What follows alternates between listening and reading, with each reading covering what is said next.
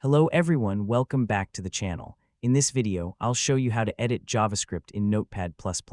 First, open Notepad++ on your computer. Go to the File menu and click New.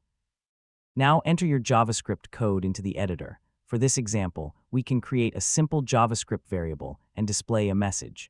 You can use a variable to store text or other information.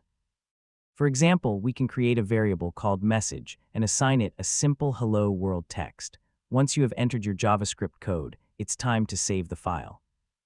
Go to the File menu and select Save As. Choose the location where you want to save the file. For the file name, type script.js. If needed, select all types from the Save as Type option. Then click Save. Your JavaScript file is now saved. To edit the JavaScript, simply click inside the code and place your cursor where you want to make a change. You can change the text stored in the variable, add new lines of JavaScript, or modify existing code. For example, you can change the message text or add another JavaScript statement. After making your changes, press Ctrl and S together to save the file. JavaScript is commonly used together with HTML to add interactive features to web pages.